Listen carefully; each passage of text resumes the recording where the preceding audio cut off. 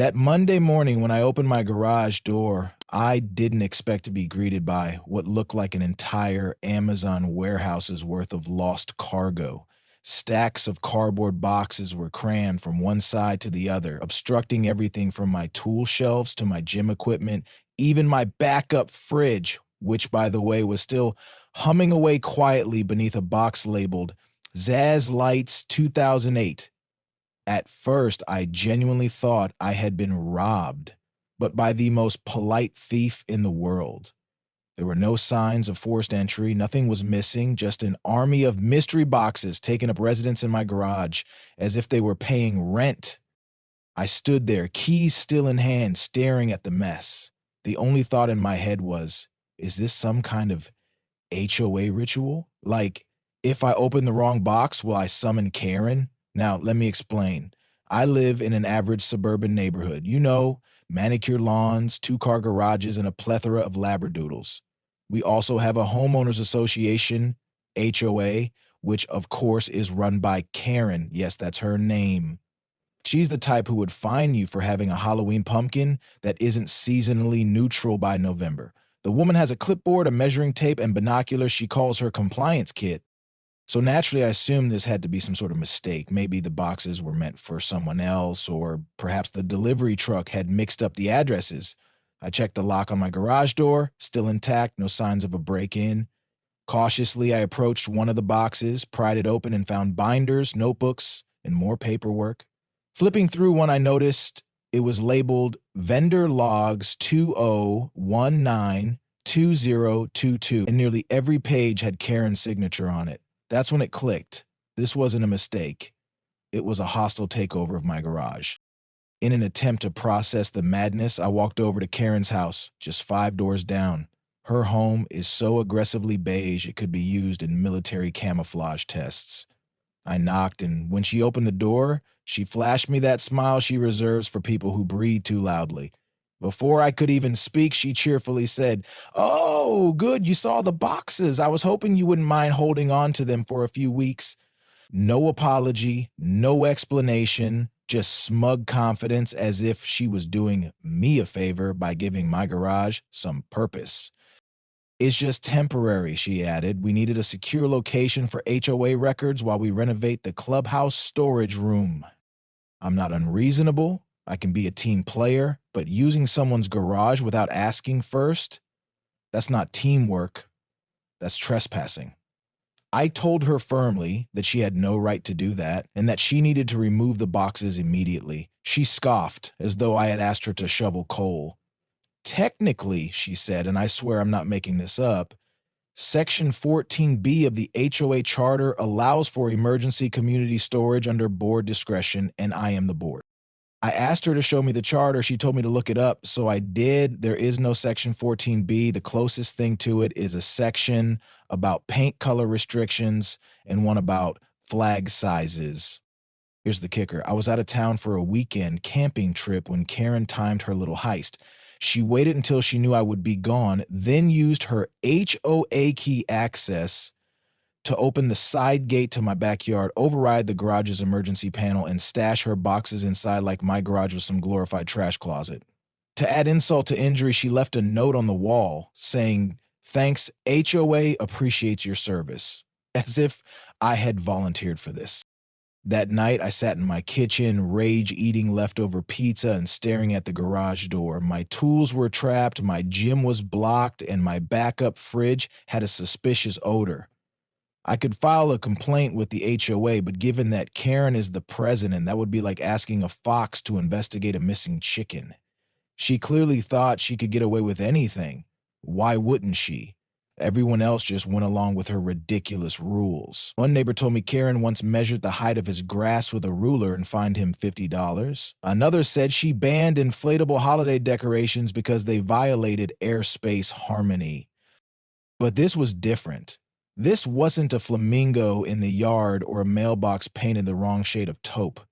This was my home, my garage, my personal space, and she treated it like her own warehouse. That's when I felt the heat rise in my chest, not just anger, but the cold fire of strategy. I wasn't going to yell, beg, or file another useless complaint. No, I was going to beat her at her own game. That night, I walked back into the garage, flicked on the overhead light, and looked at those boxes with fresh eyes. They weren't hers anymore. She had abandoned them, trespassed to stash them here, hadn't asked for permission, hadn't signed anything, and certainly hadn't paid for storage. Legally, and I say this as someone with a law degree, she had zero claim to them. And that's when the plan hit me. I grabbed my phone, opened the Craigslist app, and posted a listing. Free mystery boxes. First come, first serve. I took pictures of the stacks carefully, avoiding any visible names, and added a line: stored in my garage by someone who never came back for them. Take what you want, they've got to go. Then I hit publish.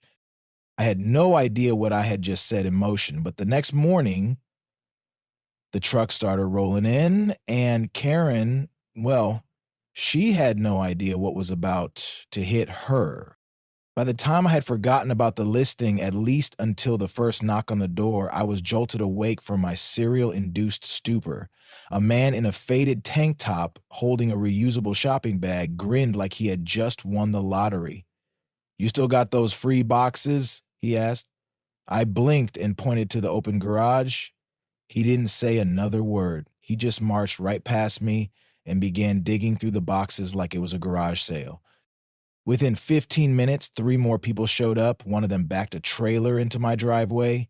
They arrived with work gloves, dollies, and even a large thermos of coffee, like they were prepared for a full day's haul.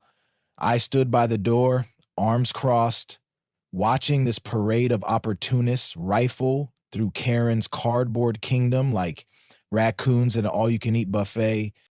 And honestly, it was glorious. What surprised me the most wasn't that people were showing up, but how quickly it spread. Word of mouth, and apparently online giveaway groups works fast.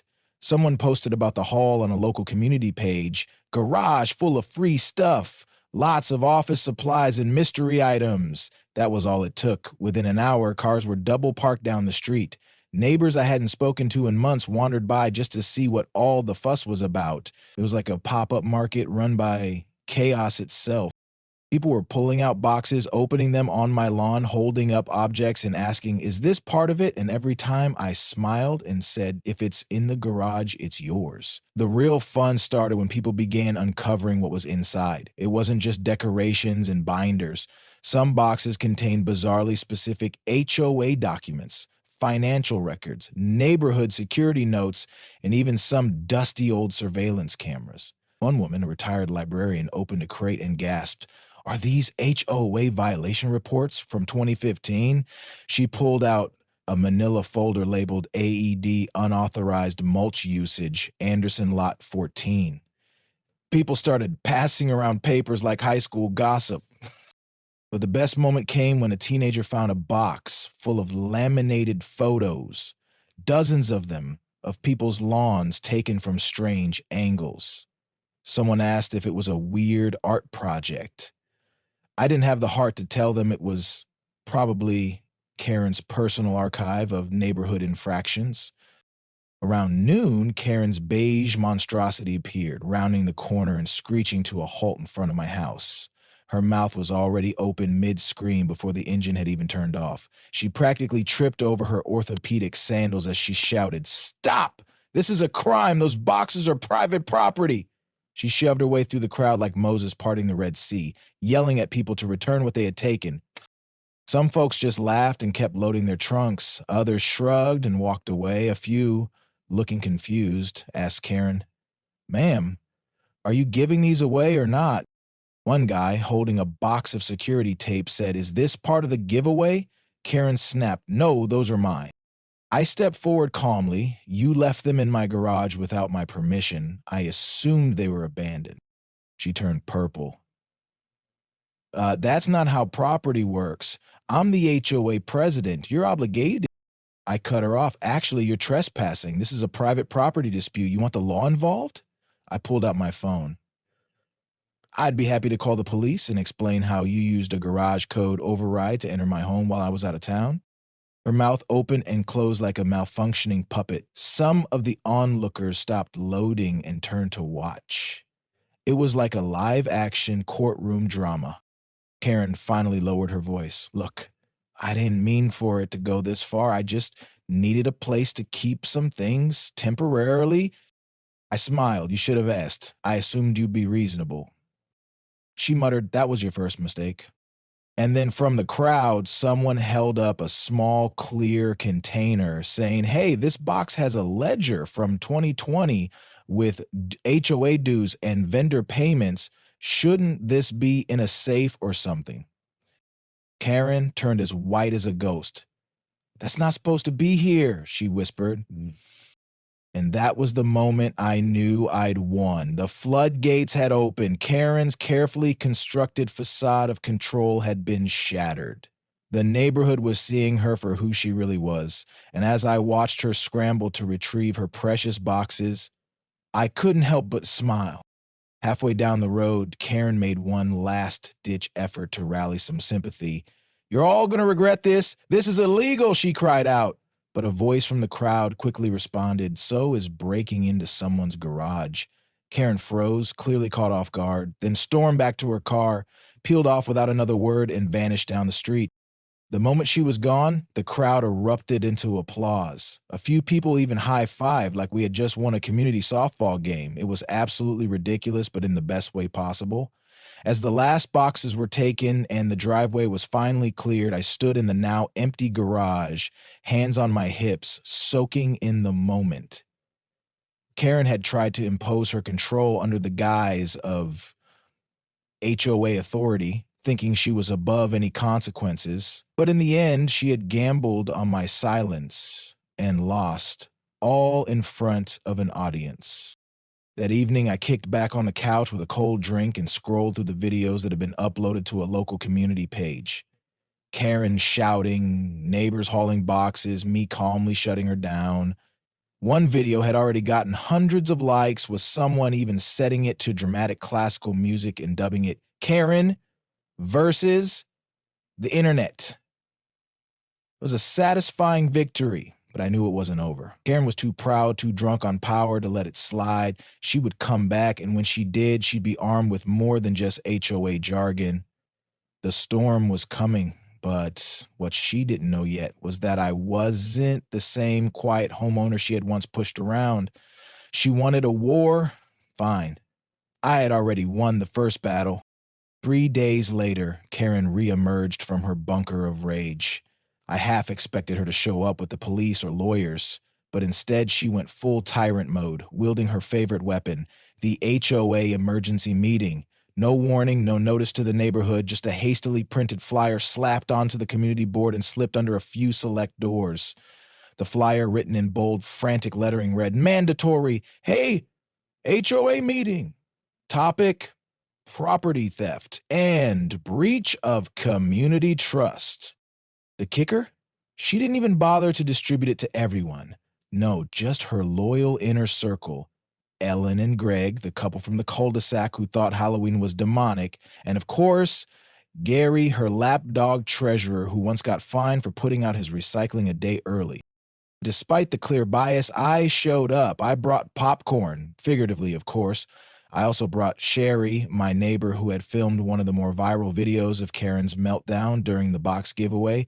When we walked into the clubhouse, Karen was already seated at the head of the long folding table, looking like a judge about to sentence me to 20 years of HOA purgatory. She didn't acknowledge me, just cleared her throat dramatically and launched into her performance of the century. She accused me of grand larceny, orchestrating a public humiliation campaign and damaging crucial community infrastructure, whatever that meant.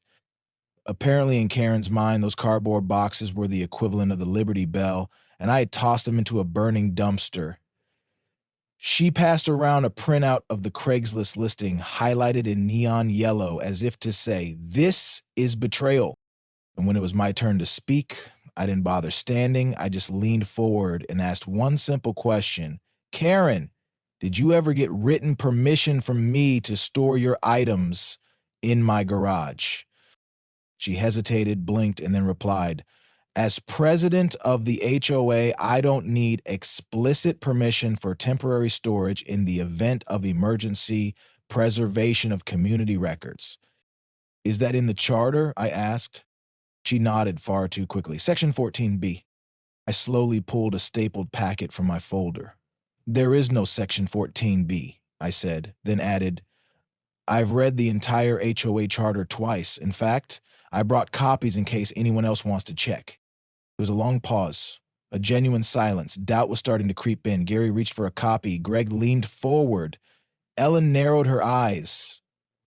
For the record, I continued, I also have camera footage of Karen entering my backyard and using the garage panel override while I was out of town. No requests, no notice, just trespassing. And by the way, that's a crime? Karen's face twitched. That footage is inadmissible without a proper warrant, she snapped. It's my property, my security cameras. I don't need a warrant to watch what happens in my own garage. Gary was now flipping through the charter, his lips moving as he read. Ellen started whispering to the woman beside her. Karen, realizing her momentum was slipping, slammed her hand on the table. This meeting is not about my actions. It's about a community violation. Exactly, I said calmly, and I'd like to submit a motion to fine Karen for unauthorized access to a resident's home, unlawful storage of HOA property, and abuse of presidential power. Chaos erupted. Gary's glasses slid down his nose as he fumbled with his notes. Ellen tried to ask a question, but Karen shushed her. The damage, however, had been done. People were talking, doubting. The polished curtain of control Karen had held tightly in place for years was beginning to unravel. That night, as I walked home, my phone buzzed. Several neighbors texted to share their own experiences with Karen misusing her position. One person claimed Karen had borrowed patio chairs for an HOA event and never returned them. Another said they'd been asked to host an HOA file box for a few weeks only to receive a passive-aggressive violation notice the next day when they refused. Then came the real twist. I got a call from Phil, a retired accountant, who lives at the back of the neighborhood. He's mostly a loner, but always has his finger on the pulse of what's going on. You might want to check Facebook Marketplace, he said. I asked why, and he sent me a link. Karen's resale account was listed under a different name, but the profile picture was unmistakably her dog in a Christmas sweater. The items for sale? Nearly identical to what had been in my garage. Office furniture, filing cabinets, even a used shredder labeled lightly used, works great.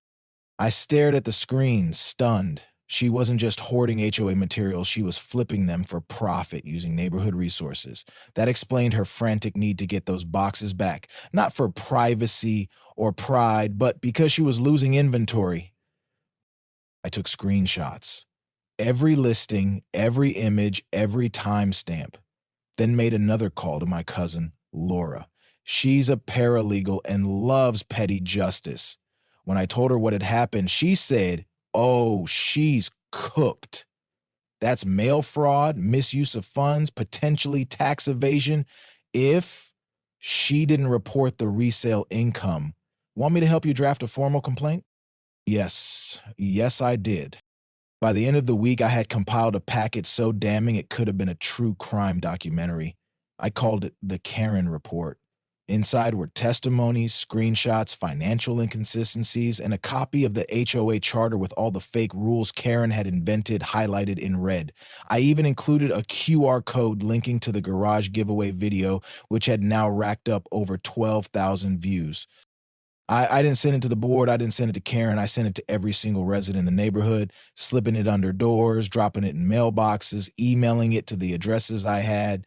People read it. People talked. People were pissed.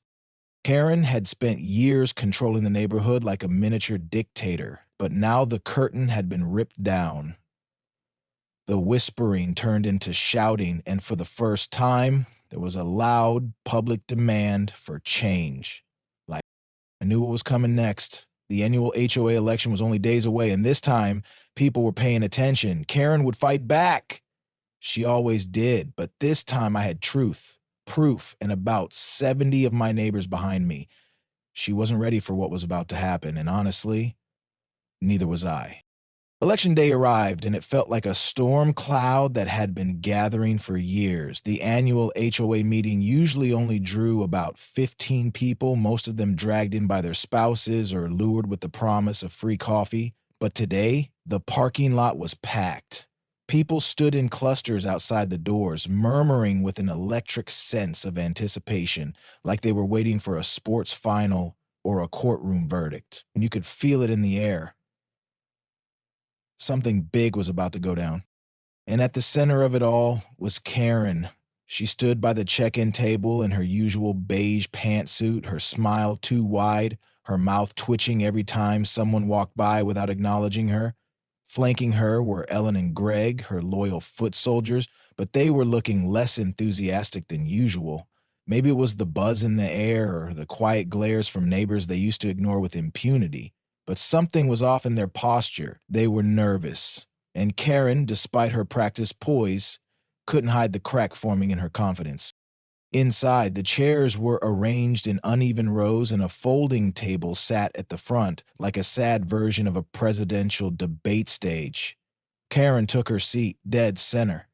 Papers neatly arranged, a water bottle labeled with her name as if that would somehow save her from what was coming. I took a seat 3 rows back, just close enough to catch her expression, but far enough not to seem too eager. Beside me were Sherry and Phil, both armed with copies of the Karen report, ready to answer any questions. I could see neighbors flipping through the packet as they waited for the meeting to begin, their mouths curled in disbelief or amusement as they read through the now infamous screenshots. Karen called the meeting to order with a tight smile and a practiced voice that had commanded this room for years. She rushed through the agenda, clearly hoping to limit open discussion before things could get ugly, but the ugliness was already in the room. It was sitting in every chair, holding every document, whispering in every ear. This wasn't just about me or the boxes anymore. It was about years of unchecked control, manipulative fines, and overreach disguised as order. When she reached the final item on the agenda, election of board positions, she paused as if expecting no one to challenge her usual automatic reappointment. "No new nominations?" she asked, her tone filled with false hope. "I nominate myself," I said loudly, standing. Every head turned. Karen froze mid-sentence, blinking as though I had spoken in a foreign language. A beat passed, then someone else raised their hand. "I second that," said Mrs. Patel from down the block, who Karen once fined for her daughter's sidewalk chalk art. Another voice called out from the back, "I second that too." A few claps followed. Karen's smile vanished. She gripped the table with both hands, her voice turning sharp. "That's not proper!" 2 weeks before the meeting, the nominations were due, however. I held up an email printout referencing the HOA's bylaws, which clearly stated that nominations could still be made during the meeting, provided there was a quorum. For the first time in what felt like ages, we actually had one. The room fell into silence as everyone grasped the gravity of the moment. Karen, who had dominated the HOA with an iron fist, was cornered. Gary, the treasurer, who had been quietly distancing himself after the controversial report, finally spoke up, confirming that the bylaws allowed for nominations at the meeting. The vote was initiated immediately. The ballots were handed out, and each person took their time, carefully marking their choices. The tallying process felt agonizingly slow, but when the result was finally announced, it was clear. Karen had been defeated by an overwhelming margin, 72 votes to 12. It was a landslide. Karen didn't respond. She didn't argue. She didn't try to justify herself. Instead, she sat frozen, blinking in disbelief as if her entire world had collapsed. The room erupted into applause and cheers, the atmosphere turning electric with the release of years of pent-up frustration. I rose to the front not to gloat but to speak. I thanked everyone for showing up, for making their voices heard, and I promised that under the new leadership there would be transparency, fairness, and a full audit of the past decisions. Then I made the announcement we would be dissolving all pending fines that had been levied under Karen's arbitrary rules. Once again, the room broke into applause, this time even louder, filled with laughter and joyous tears. The community, once stifled by Karen's oppressive reign, was beginning to heal. Karen didn't stick around to witness the celebration. She packed her things quickly, muttering under her breath, and stormed out, her loyalists trailing behind her like confused ducks. But no one followed, no one stopped her. In that moment, Karen had become what she feared the most: irrelevant. Later that evening, as the sun set behind the houses and the air filled with the scent of freshly cut grass and barbecues, I sat on my porch watching kids ride their bikes freely and neighbors chatting about their gardens, their dogs, their lives. The community was healing, slowly but surely. The fear that had kept people silent for so long had dissipated like morning fog. Then something strange happened. A delivery van pulled up to my house. The driver approached with an unmarked, taped-up box. There were no labels, no return address, just my name scrawled across the top in thick red ink. My curiosity piqued. I signed for it and carried the box inside, wondering what I might find. I opened it slowly,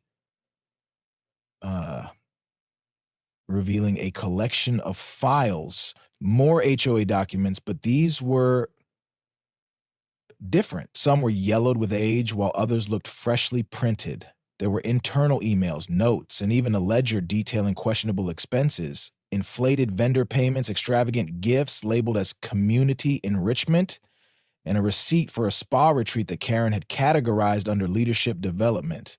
One folder was ominously labeled to be destroyed.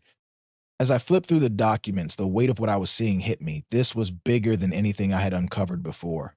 Someone had deliberately sent this to me. Someone from Karen's inner circle, perhaps, or someone who had finally grown tired of protecting her. Regardless of who, the scale of her corruption was staggering. I immediately called Laura. She answered immediately, as if she'd been waiting for this moment. "Did you set anything on fire yet?" she joked. I told her what I had found, emails that showed Karen had rejected a community park proposal just so she could divert the funds to repaint the clubhouse in her favorite color. It was worse than we thought. The next day, we were in contact with state authorities, and an investigation was launched into both Karen's leadership and the HOA's financial activities over the past several years. It was a mess. Vendor kickbacks, overinflated landscaping budgets, and missing funds all laid out in a perfectly organized paper trail, courtesy of the very woman who thought no one would ever question her. Within the week, investigators visited Karen's property. There were no flashy sirens or handcuffs, but the neighborhood grapevine worked its magic. People saw, people whispered. The walls were closing in. I overheard one neighbor at the park telling another that they had heard a rumor about a hidden filing cabinet in Karen's attic. Whether that was true or not didn't matter. It was clear to everyone that the fear had finally been broken. But then the unthinkable happened. A second box appeared on my doorstep. This time, there was no knock, no delivery van. It simply materialized in front of my house. I opened it and found more files, but these were far more personal. Social media posts, notes about individual neighbors, warnings issued to those who had challenged Karen's authority, and screenshots from neighborhood Facebook groups. There were even photos of private properties taken without the owner's knowledge. Karen hadn't just been running an HOA, she had been running a surveillance operation. One folder was labeled non-compliant watch list, another red probation candidates. As I read through the files, it became clear. Karen hadn't just enforced rules, she had weaponized them. She had gathered dirt on neighbors to keep them in line, to control the vote, to bend people to her will. But who had sent me these documents now, and why? At the bottom of the box, taped to the last folder, was a handwritten note. "Burn it." The handwriting wasn't Karen's, and it seemed like someone had finally turned on her. Maybe it was someone who had seen enough, someone who had tired of being complicit in her reign of terror. Whatever the case, I couldn't sit on this information. I called Laura again, and within the day, we were in touch with state authorities. The investigation into Karen's activities escalated quickly. The financial misdeeds were far worse than anyone had imagined, but it wasn't just the money, it was the power she had abused, the control she had exerted over every aspect of our lives. Within days, Karen's property was visited by investigators, though no formal charges had been made yet. It was clear her empire was crumbling. Then came the final twist. While reorganizing my garage one afternoon, I discovered a small box wedged behind a fridge. Inside were photographs, real, physical ones. Not of the neighborhood, but of Karen smiling, laughing, holding hands with a man I didn't recognize. There were postcards from places like Aruba and Costa Rica, as well as airline tickets. One envelope had a different last name on it. It hit me like a ton of bricks. Karen had a secret life. Perhaps even another marriage. This wasn't just about the HOA anymore. It was about her entire life, carefully constructed on control, lies, and secrets. And now, it was all coming apart. I didn't keep the box. I didn't dig any deeper. I handed everything over to the investigators and walked away. Not because I didn't want to know more, but because I realized it wasn't about Karen anymore. It was about everyone else she had trampled over in her quest to maintain power. Under the new leadership, the HOA was transformed. We rewrote the bylaws, removed vague clauses, and eliminated arbitrary fines. Transparency became our guiding principle. The atmosphere shifted from one of fear and silence to one of openness and collaboration. People felt empowered to speak up, to vote, to participate. We even started a community garden, and for the first time in years, the neighborhood felt like a true community. One Saturday, I hosted a yard sale, not because I needed to sell anything, but because people missed seeing each other. We shared lemonade, traded stories, and even had music playing. It felt right. Toward the end of the day, one of the teenagers who had helped distribute the boxes came up to me grinning. "Dude," he said, "you're trending again." He showed me a screenshot from a viral subreddit. People were celebrating the saga of how a Craigslist post had helped expose Karen's reign of terror. Some even called it the ultimate petty revenge. That night, I posted one last ad for fun, a photo of my clean, organized garage with the title, "Free HOA Presidency Slightly Used Comes with Bonus Shovel for Digging Up Skeletons." It wasn't meant to get attention, but it did. The post went viral again, this time not just about Karen, but about what we had built in her wake.